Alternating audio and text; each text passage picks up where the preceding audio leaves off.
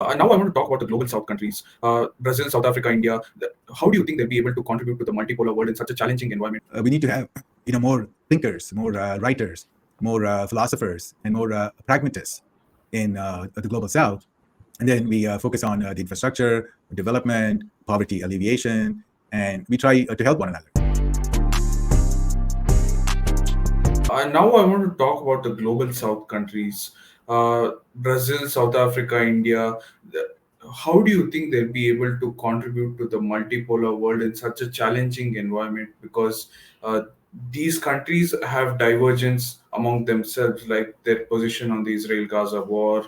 It can be Venezuela or relations with China. So, how do you think the global south countries can manage their divergences and contribute to a multipolar world? Mm. So, that's going to be challenging, and people have to be, as to how they view themselves, right? And do they feel like they're part of the global south, right? So, for example, if you take a look at India and China, so how do they view themselves? Do they view themselves as, are the Asians? Do they have, do they say, oh, wow, so you're an Asian, I'm an Asian? Do they think like that? Or do they think, wow, so you're global south, I'm a global south. We both are the developing nations. We share the same struggle and we have the same aspirations. Let's work together. Do they think like that? In 1954, there was the famous Bandung conference in Indonesia, and about 30 countries from Asia and the African continent. They got together and they said, "Hey, we've all been struggling with the colonialism for many centuries, and now we can focus on the development, and we're all like one family." So that was called the Bandung spirit, but that lasted only a few years, and then India and China started the war in 1962, and there were so many wars in East Asia, South Asia, right? So yeah, you had Vietnam War. The U.S. was bombing Laos and Cambodia. The U.S. was able to install brutal dictators in Indonesia, Philippines, etc. So it was not a very good time. So the question is, like, we need to have more thinkers, more writers, more philosophers, and more pragmatists in the global south. And then we focus on the infrastructure, development, poverty alleviation, and we try to help one another. So, like, if we say, if we find out that like in Africa, say 600 million people don't have access to the electricity, that should be a concern, for the Indians, Brazilians, and Chinese. And we should be able, there should be somebody in the Indian foreign policy, the foreign policy establishment, for example, they should have that as a priority in some list, like maybe not in the top 10, but at some at the point of the list, we should say, yeah, we have to help Africa. We have to help Africa get electricity. And in the same way, somebody else should be thinking about India. So maybe somebody from Brazil, be somebody from the other country. So it needs sort of a philosophical change in the thought process. So people understand that it's a win-win situation. When somebody else becomes better, then we all benefit. So, do you think these countries are part of multiple forums such as the BRICS and the SEO? So, countries such as India are trying to kind of avoid such forums because the forums are trying to be completely dominated by China. So, when there are such glaring disparities, I would say, how do you think the countries can really cooperate? Yeah, it's a challenge. But one nice thing is if you look at, say, BRICS or SCO, you don't have like the dictatorship. Right? So, like if you look at the forums that the U.S. participates in, like say the G7.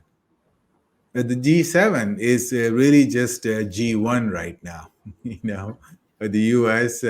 Comes up with the ideas, and all the rest of the six countries are like puppets.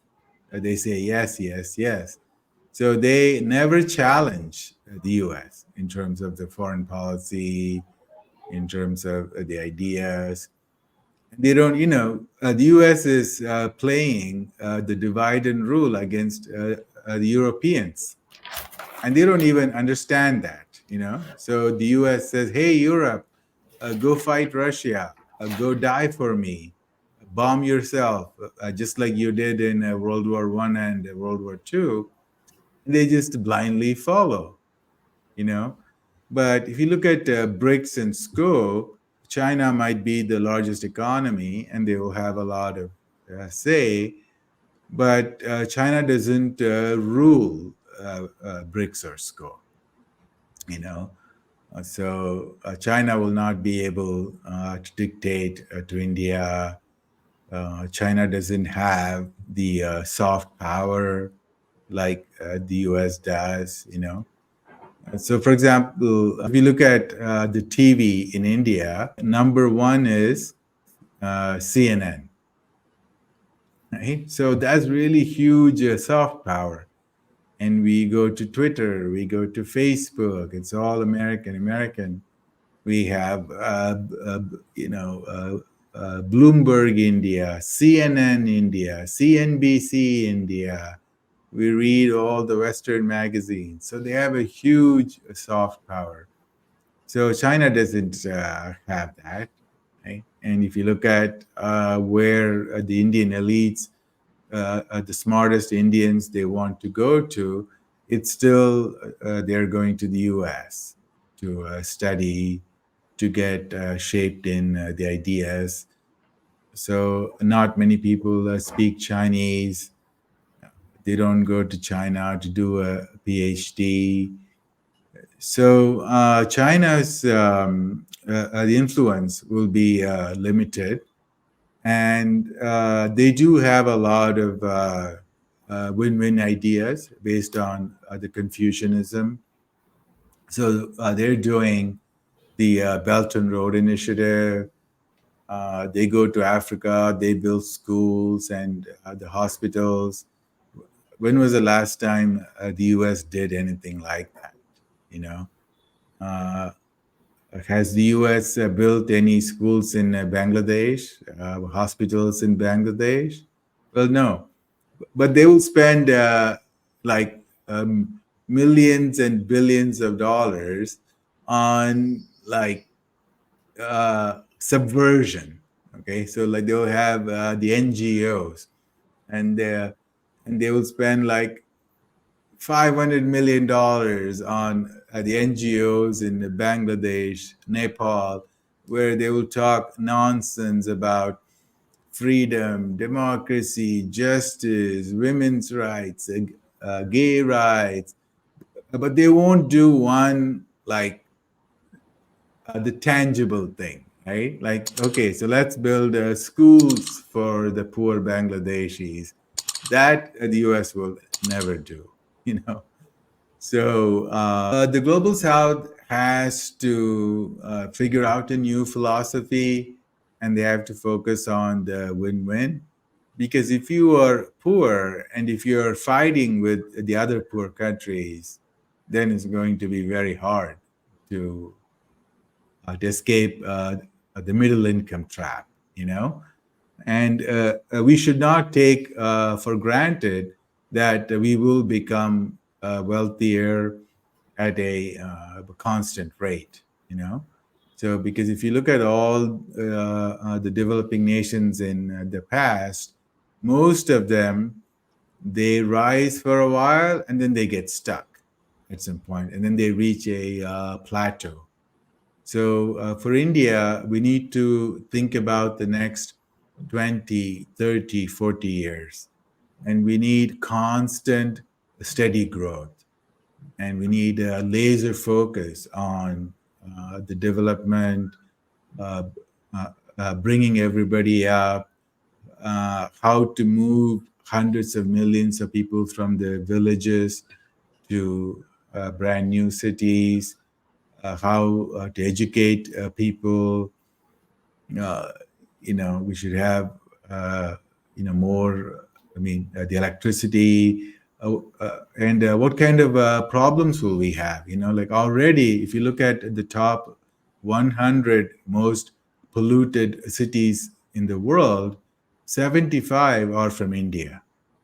Okay, and that's with the GDP per capita of like what is it, of $3,000 or so, right?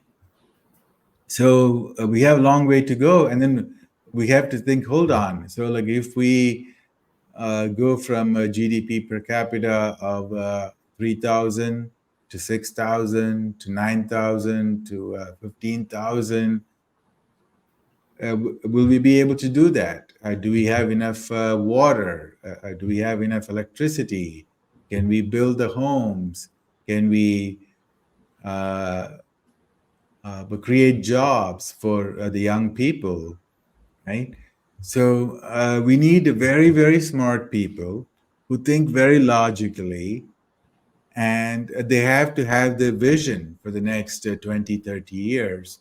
So like there should be like this one group of really smart people that who are not politically aligned, right? So they're not like, oh, I'm pro Modi, pro Congress, but they should be like the logical, nonpartisan group that will work with whichever government is in position.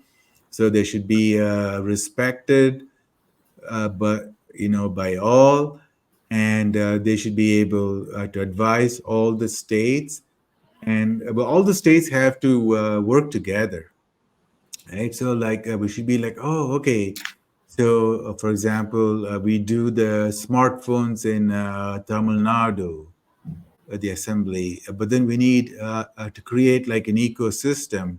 So let's work with the Kerala government to produce these components.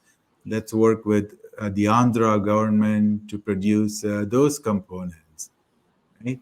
So the planning has to be holistic. We need to, have the ecosystem. We need to have the big picture. So there's a lot of thinking and planning and the execution that has to happen, and it has to happen at like an intellectual level, right? So it's like really a respected group that is going to stay for the next 30, 40 years and will be able to guide the nation. Definitely, sir. India still has a long way to go in terms of achieving parity with China and becoming a world power.